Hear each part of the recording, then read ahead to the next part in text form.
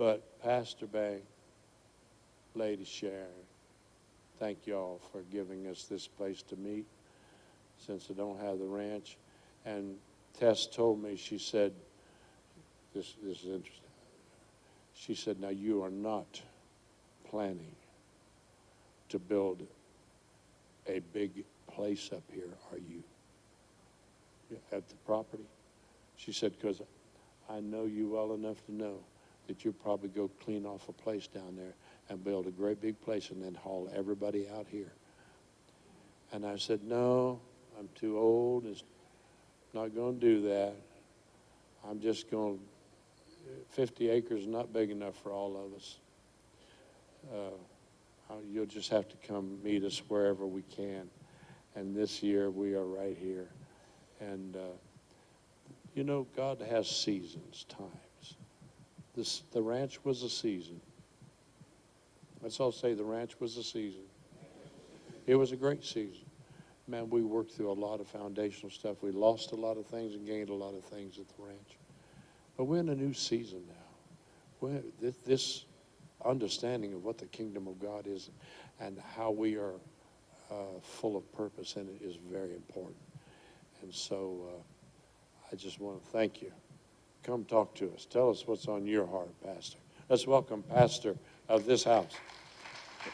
I first of all just want to thank everyone for honoring the invitation to join us for these few days here. The fellowship has been very rich already. Just getting a chance to mingle around and talk to different ones and just be encouraged by what God is doing in your lives. That in itself has been a tremendous blessing. And this morning particularly is even that much more of a blessing. Seeing one of my prodigal brothers walk in the door. I won't mention his name because I don't want to put him on the spot. I'm just teasing. Praise God. But Dr. Hanby, you're talking about loving Atlanta. It's a pleasure for us to be able to host you here. We cannot eat a building. If you're not here, it's just empty space. So it doesn't take anything to have the family in the house. So we are just as blessed as you are for having you here. So it's not a sweat at all. We really do appreciate you honoring the invitation. And in particular, Dr. Hanby, if you really like Atlanta that much, I want to make a deal with you. We have land in the back. You can build a father's house in the back here. So think about that. Amen? There's a room for your tractor, room for your horses, room. And who else knows what Tess is going to... I don't know. Oh, praise God. Amen. You know, when Darrell was speaking earlier, he mentioned something about the legacy of Dr. Hanby. And I just want to encourage him as well as encourage us this morning that all the things he has been sharing with us for years, he may want to see a lot more now in his time. And that's fine. Every father should desire to see a result in the real time. However, I just want to assure him, as well as encourage us, that all the seed he has been sowing are not falling on deaf ears. Jesus gave 4 categories of ground in Mark chapter 4. And if you look at that parable closely, the land that brought forth, the Bible says it came forth because they had what? Understanding. And secondly, with patience. Patience. So these things don't happen like an ATM. Bang, bang, bang. These are spiritual processes that has to take place in time. And different of us will get different expression of the seed we have received over time and begin to live them out. I was so blessed to hear what Jose, Jesse, Daniel is doing in Mexico. They've received their portion, if I will use that term, of this seed. And we are hearing the result, the report of the wonderful things they're doing. And many others of us have heard what God is doing in Southern Africa. And so many of us have taken different parts of this whole thing, and we are running with it. But I just want to say to us, the best is yet to come. The best is yet to come. We are a part of a mighty movement of God that's going to shake this earth and move it right side up. Not upside down, it's already upside down.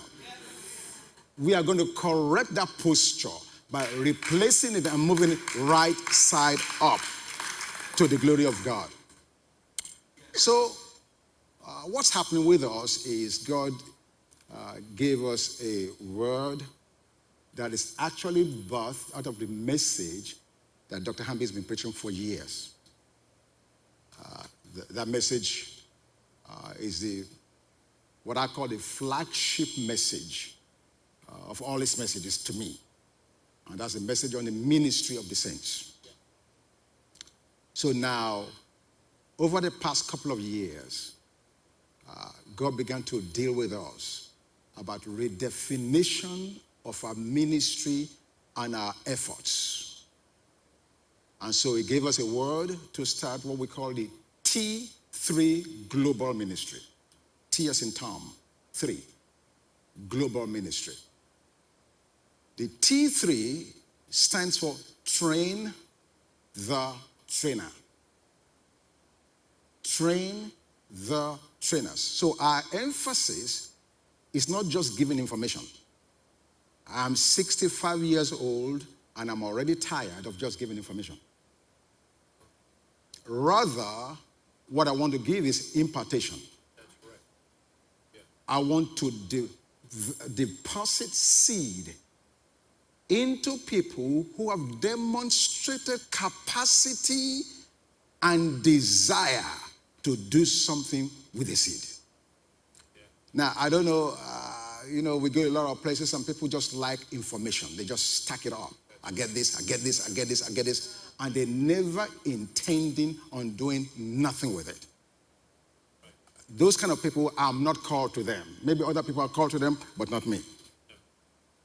So, train the trainer is taken from the scriptures in 2 Timothy chapter 1 and 2, where Paul talks about how, you therefore, my son, be strong in the grace that is in Christ Jesus.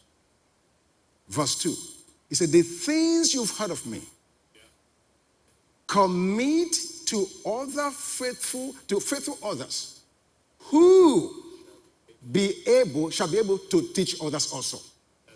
So Paul's mentality is not just giving information. His mentality was looking for men and women who received information and commit to giving it to somebody else, who will also give it to some. So we talk about 4 levels deep. 4 levels. Train the trainer. So that's the entire premise of everything we are doing now. T3 Global Ministry. Now, if you listen to Dr. Hanby for any length of time, you will find out he's told us years ago that no ministry can be established until the 4th dimension. Do you remember that? Abraham, Isaac, Jacob, Israel was born. Israel became a nation in the 4th generation, even though the seed was carried in Abraham in the 1st generation.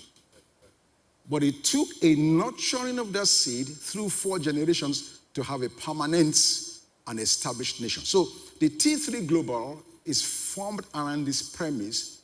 And so the idea itself now is that we want to use this ministry as a tool to discipline nations. Now, when we hear the word discipling of nations, It's such a huge terminology.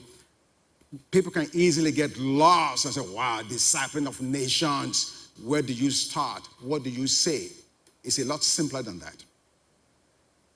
Jesus, in Matthew 24:14, tells us that this gospel of the kingdom must be preached in all the nations as a witness.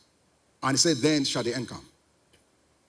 Then in Mark 16 and Matthew 28, it makes two distinctions.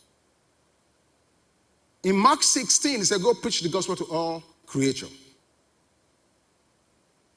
But in Matthew 28, in verse 18, he said, go disciple nations.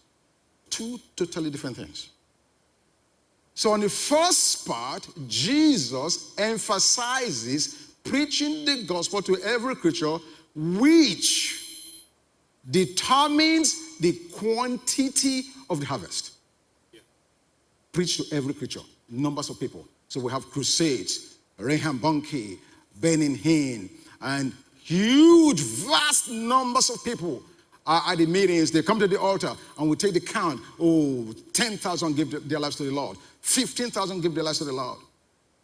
You know, as I travel all over Africa, and my pastor friends will tell me, Hanby is coming to town tomorrow, or he came to town last week. I always ask them the same question. I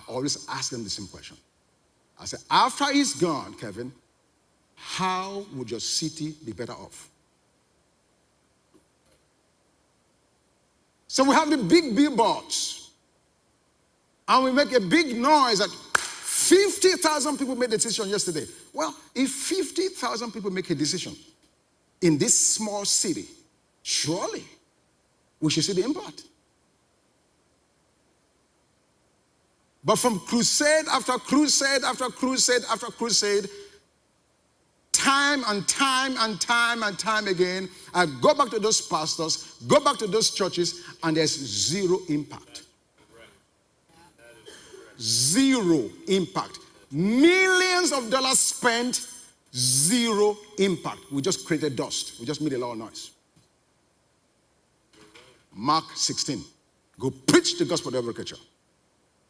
Because God understood that converts don't make changes. Now let me say it again. Converts do not change the atmosphere of any nation. They don't.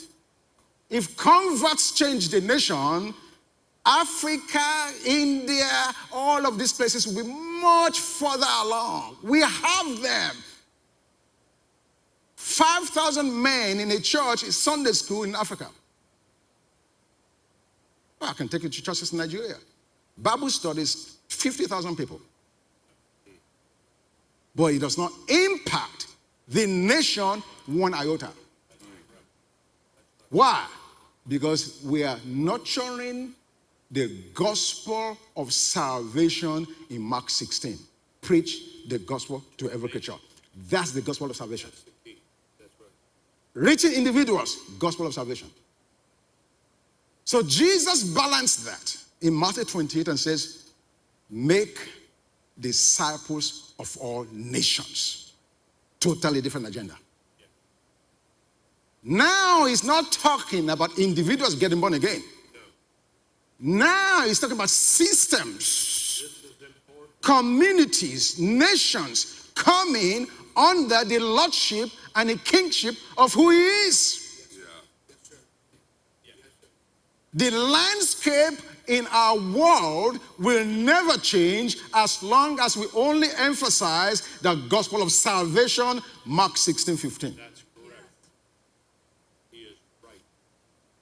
The only thing that will change in landscape in the nations is when we preach the gospel of the kingdom and thereby arresting the principalities and the powers that be to understand there is another king in that domain, and his name is Jesus Christ, the Son of God. The gospel of the kingdom takes into account every institution in any given locale.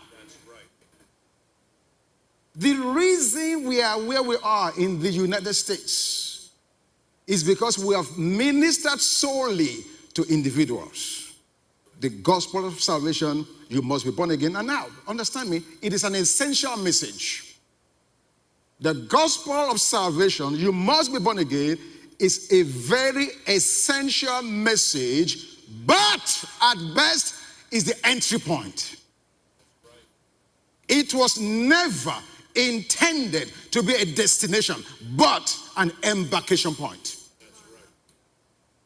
But what has happened is we have taken salvation as a cure all, have all, end all, and we park there. But the gospel of salvation only admits you into the door to receive the keys for kingdom empowerment so that the nations of this world can become the kingdoms of our Lord and of his Christ.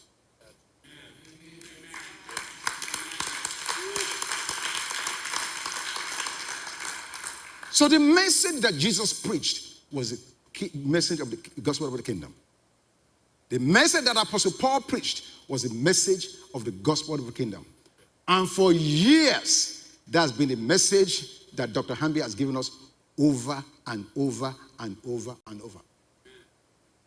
And so what God did was, knowing all of these things and knowing the needs as we travel all over the world, we prayerfully said, what can we put together as a tool that will help our churches, our ministries become more effective? I particularly became very almost frustrated that I would travel thousands of miles abroad, Nigeria, Kenya, Thailand, Burma, and all these places, and I come home back to the United States, and I'm not doing nearly as much. So there's a tension. Why, like a Pharisee, grow across the seas to proselyte, and then when you come back home, you are not doing nearly as much? And so God gave us a plan, a very simple strategy. And when you look at the mind of God, it's just unbelievable, Dr. Hanby, because when Jesus said that we should disciple the nations, you must understand that God himself was the first discipler of a nation. Now, let me when I saw this, it blew me away. What is the poorest nation on the face of the earth right now? We can let's just take one. And I don't mean this in any derogatory way, but it's just for comparison or for contrast, just so we can understand what I'm saying. Let's just take Haiti in the northern hemisphere. Okay? How does Haiti compare with the Hebrews who came out of Egypt in the days of Moses? Haiti has a government. Haiti has an education system. Haiti has a standing army. Haiti has a political system. They have a healthcare system. They have an education system. Now, they are not rich by any standard, but they do have these systems. Contrast that to the Hebrews who were a band of slaves that came out of Egypt. What did they have? No education, no army, no healthcare system, no roads. They had nothing. Absolutely nothing. And God took a band of slaves who had no systems whatsoever, no institutions, and over time, we saw the Queen of Sheba go to these same people who a few years ago were only a band of slaves. And the Queen of Sheba said, my God. He said, when I look at the standing of your attendants, the meat on your table, and the ascent to the throne, he said, half of the story was never told me. There was no more spirit left in her. So how do you take a band of slaves And years later, the queen of Sheba came to these same people and said, my goodness, I have never seen it so good. What happened? How did it happen? God has the template of taking people who have nothing and making them, in time, the envy of the world.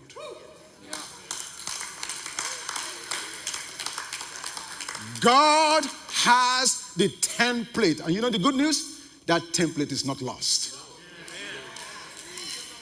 It's not lost. It's available to us. Because if he's done it once, he can do it again. So all those passages in the Old Testament we don't like to read. Leviticus, Nahum, Deuteronomy, all those seemingly boring texts were God's discipleship tools for Israel. The things you and I read, I say, what sense does this make? Where God talks about the body fluid, how you take care of that. Where God talks about a woman's time of the month. God took the entire Old Testament to begin to deal with issues. This is how you do government. Leadership, this is how you elect your leaders. This is how you do take care of sanitary situations. This is how you do real estate. This is how you do business. The entire Old Testament. So God took all the institutions that make a nation a nation. Government. Who taught them how to walk? God. Who taught them health care? God. Who taught them about education? God. So God took the entire Old Testament and showed us the institutions that make a nation, and he gave Moses the instruction concerning each one of those institutions. And in time, as Israel followed that instruction, they became a solid nation. That became the envy of the rest of the world. Back to 2018. How do we apply that today? Very simple. Very simple. Years ago, I think, I can't remember the year now, maybe 1995, Lauren Cunningham and Bill Bright, who is passed away now and was the leader of Campus Crusade for Christ, they came together at a breakfast meeting. And as they were sharing over breakfast, both of them had previously by God been given a plan that God said, if you guys will follow this, nations will be discipled. Because think about it. What good is it for your church, my church, any church out there to be doing well, thriving, but we're living under an oppressed government? What good does that make? We still can't get anything done. We come to church, we have a great time, but we have to deal with a government or civility that is oppressive. Think about what happened in the US a few years ago. This issue with the alternative lifestyle agenda. How did that happen? The alternative lifestyle agenda people are a fraction, a tiny minority of a fraction in the United States. But because we chose not to disciple them, they discipled us. That's right. Yeah. This is the point. This is the point I'm making. There are at least 7 major pillars or institutions or mountains or spheres in every nation. Education, family, government, business, the media, arts and entertainment. And there's one more. I can't think of it now. What's the name? Economics. Actually, I have it here. Okay. Religion, family, education, government, art, media, business, and economics. So, the church is only one part of 7. Think about that. So we have a great time, we shout, we preach great message. At best, we've only affected ourselves 1/7. So what I'm saying is, God's plan is that all 7 of those mountains or those institutions or those spheres must be impacted if we are going to disciple a nation. Absolutely. We just can camp at the church mountain, have a great time, and ignore family, ignore education, ignore the government, ignore the arts, media, and business. They all work together. I talked about the alternative lifestyle agenda a few minutes ago. How did those guys take over? How? A few of those guys in the education mountain, they brainwashed all our guys in college. We had a service here, maybe about 6 months ago, where we allow our young people to talk to us. I was shocked. I was absolutely, totally shocked. They don't buy this thing about the morality that has to define alternative lifestyle. Now, they're not saying they're not discussing whether it's sin or no sin. That's not the issue. They just say, you guys have a problem with that. We don't. We don't. And the reason for that is because they are all sitting in institutions that's totally run by liberals who's telling them, define your own world. What if it's good for you, it's fine. Just keep on living. So these guys, they took over the education mountain. They took over the arts mountain, Hollywood. They took over the media.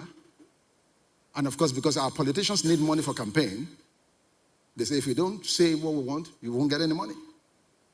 And before you know it, a few minority people has convinced the rest of us it's not that bad after all. And if you dare say anything that's contrary, they label you.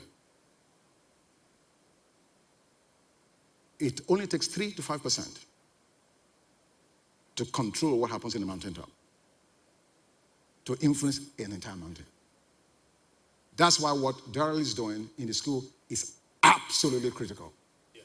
And I believe we need to pray about that, sir. We need to bind that strong man over education. We need to take care of that. We need to take care. So, the T3 Global addresses what we call the marketplace ministries. So we're not just talking about 1040 window, India, Burma, and all of these faraway places where they have never heard the gospel. Yes, we continue to work in those places. But in the meantime, we also must address what I call the 9 to 5 window. 9 to 5 window, 9 a.m. to 5 p.m. What happens when you go to your jobs? What happens on those jobs? Why are some people in the pulpit and others are lawyers, engineers, construction workers, home parents? What's all of that about? You know what? God never made a distinction between the sacred and the secular. Never. That's it. It's a trick of the devil. It's a lie from the pit of hell. As far as God is concerned, That's right. We've made the division. we made a division. It's God's whole world. It's God's whole world. We made a division. God never said that. In fact, God said in Exodus 19 verse 6 to Israel, God said his intention was to make them a kingdom of priests. Not just a select few folk. No, that was never God's intention. God wanted the entire nation to be a kingdom of priests. And thank God for this weekend. This is Resurrection Weekend. This is the weekend when we change from Aaronic priesthood to the Melchizedek priesthood. Because in Jesus, we are a chosen generation. We are a royal priesthood. We are a peculiar nation. We are a holy nation to show forth the praises of him who has brought us out of darkness into his marvelous light. So where are we showing this light? Where? It's not going to be in the church. The church don't need to see the light. We already have light. We already have light. We need to take the light we have to all of the dark institutions where we all spend 40 hours a week. It's unbelievable. Because the people that come to hear us, they spend 40 to 50 to 60 hours every week. among those for which Jesus died. Those guys are captive audience. We work together with them every day. So our message is God's planting you among them as an indigenous missionary. Hear the terminology. God is planting you. You're a doctor? Yes, I know you're a doctor. But when you go to your medical practice, you are an indigenous missionary for God in that practice. Now, why do I use the term indigenous missionary? The term indigenous helps to describe certain qualities and characteristics that are common to an indigene. Okay? I'm not a doctor. So if I went to a medical practice, I'm a total foreigner to that practice. I know nothing about what they do. I don't understand the lingua. But for a doctor or a nurse or a healthcare practitioner, because they belong to that tribe, they have commonalities that bring them together. They understand certain things that you and I don't understand. Therefore, God says, I'm planting you there. You are like secret service in that job. I'm planting you there to be my hands, my feet, and my mouth. Be attentive, be sensitive, because I'm going to open a door for you to get a chance to show the glory of God that is in you, and you are the only one that will be able to do it at that moment. You're planted there. Now, you see, the thing that's amazing about this, the planting, everything we're talking about, God did it before. In the book of Numbers, we realize that only the Levites were supposed to minister at the tabernacle. And the Levites had they had no inheritance. What did God do, Bishop? He told Moses, let the Israelites give up certain cities from among the entire tribes and plant the Levites in those places. Oh my God. Why would God do that? Yeah, well, you got it. Because God recognized all Israel would not have access to come to Jerusalem. But he also recognized that all Israel would need ministry. So rather than them traveling to Jerusalem to find ministry, God brought ministry to them. He placed ministry on demand near them so that when they are crying out, there will be a Levite there that can say, okay, I have the answer. I know what you need to do. Likewise, when we go to work on Mondays, Wednesdays, Tuesdays, whenever, God plants you there because he has people on those jobs who need help. Yeah. Priesthood. Yes, sir. In Matthew chapter 7 or chapter 8, Jesus was talking. The Bible talks about how he saw the multitudes. And he said, these multitudes are wearied and they are harassed and they are like sheep without a shepherd. Now, you know the amazing thing there, I think Matthew chapter 9. The amazing thing there is he never called those multitudes who were actually unbelievers, he never called them sinners. He did not call the multitude sinners. No, he did not. Rather, he called them by the potential of the destiny that he has for them. He said they are sheep without a shepherd. He saw the potential that they carried. You are not a goat. You are not an unbeliever. No. Why? Because he died for them before the foundation of the earth. So from his perspective, they were already born again.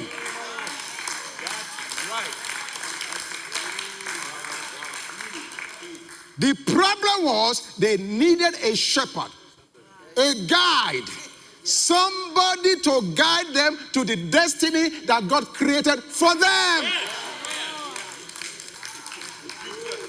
Oh, don't stop now. So what I'm saying to us is, sitting in our congregations are God's potential laborers, potential Levites, potential guides, potential shepherds. Those in our congregation from 9 to 5, Monday through Friday, we need to help them connect their faith with their work. So they don't see their job or their work as just a place to get $1. No, you don't need to go to work to get $1.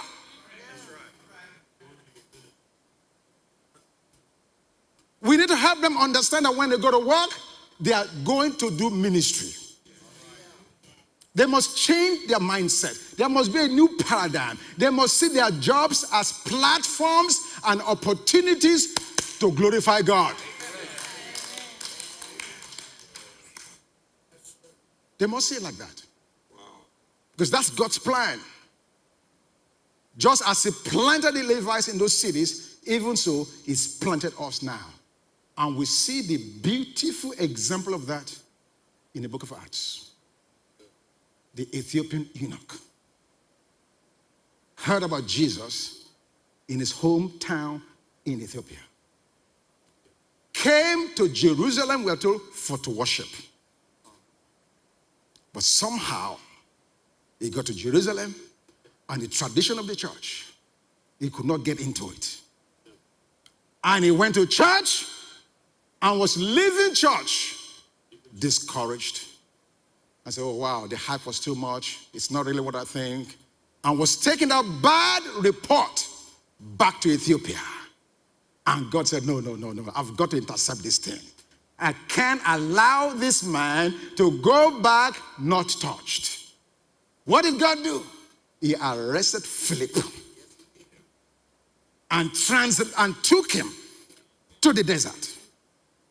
Where, as he came near the chariot of this Enoch, what was he reading?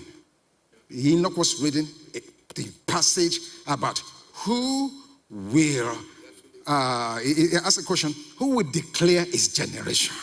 He was reading the prophet Isaiah. And Philip asked him, do you understand what you are reading? He said, how can I? Seeing that there's no one to guide me or to help me, shepherd. He's reading, but it needed a shepherd. He needed a guide. He needed an aid. He needed an assistant to help him understand what he's reading. And immediately, Philip explained to him what he just read. The man said, here's water. What's forbidding me to be baptized now? So God just demonstrated for us the need for shepherding. Now, in Matthew chapter 10, Jesus having said, pray that the Lord will send a laborers to the harvest field. In the very next chapter, he now told those disciples, and this is what you said yesterday. This is going to hit it right on the head. He said to them, the 10 apostles, oh, by the way, do you notice all of those 10 disciples? How many preachers were among them? How many of Jesus' disciples are preachers? Zero. Now, I'm a preacher. Many of us here are preachers. Not to take away from me as a preacher. But listen, God can live without preachers.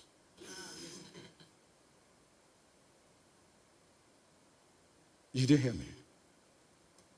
Listen, I'm a preacher, you're a preacher, and I thank God for what we do in ministry. But I'm also understanding and helping us know God don't have to have preachers to get his job done. Yeah. Because when Egypt was in a famine and the world didn't have nothing to eat, he did not call a preacher. He called a man with the gift of administration, Joseph. When the wall needed to be rebuilt in Jerusalem, he did not call a preacher. He called Nehemiah, a man that had the gift of administration. Okay? And the very first time the Bible ever mentions a man being filled with the Spirit, it was not a preacher. It was a craftsman by the name of Bezalel and Aholiab. If a person walked to our door in our churches and said, what do you do for a living? I'm a craftsman. Immediately we put them in the back seat. Craftsman. What good can you be? Just sit in the back row. Because we minimize we identify them on the basis of what they think they do, forgetting that the Spirit of God is what makes a man.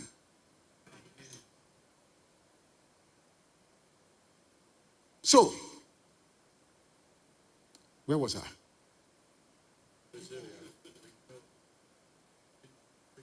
He did not choose preachers.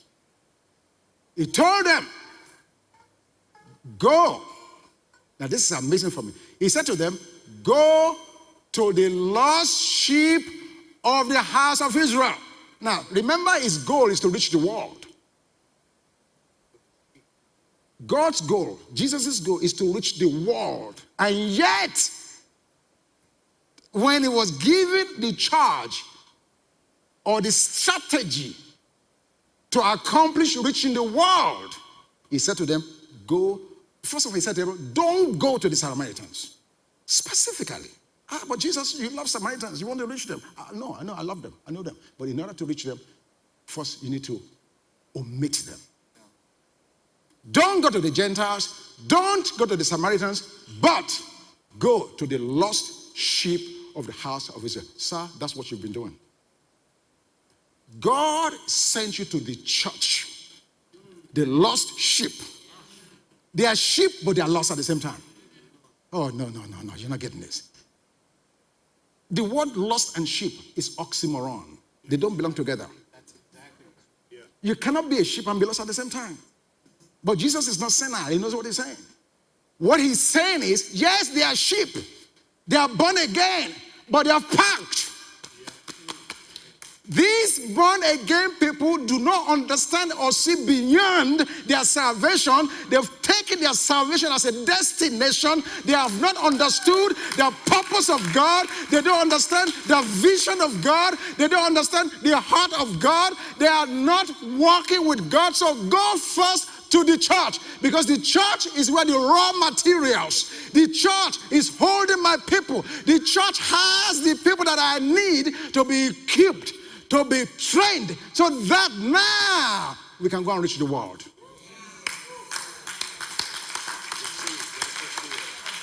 We have to reach the church before we can reach the world. That's right. That's where we are now. That's amazing. That 2,000 years later, we're back in the same place.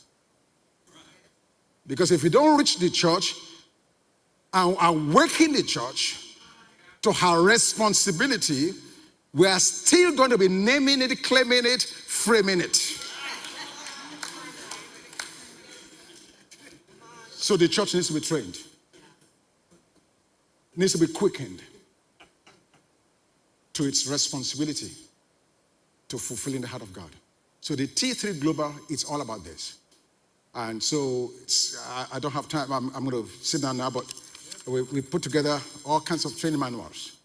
And the very first one we did is called Every Believer is a Minister. And we had a chance in October last year to share this in a very high-profile ministry platform here in Atlanta. And God is really helping us to gain a little traction. But my joy here is the very first lesson in this, training manual. It's entitled Rediscovering the Destiny of Every Believer. And if I read it to you, you recognize many of the things I said there. Why? Because they came directly from Dr. Mark Hanby. It's in the book. Now, I'm saying that to say his legacy is already living on.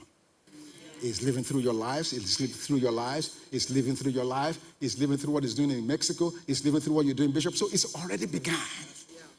It's already begun.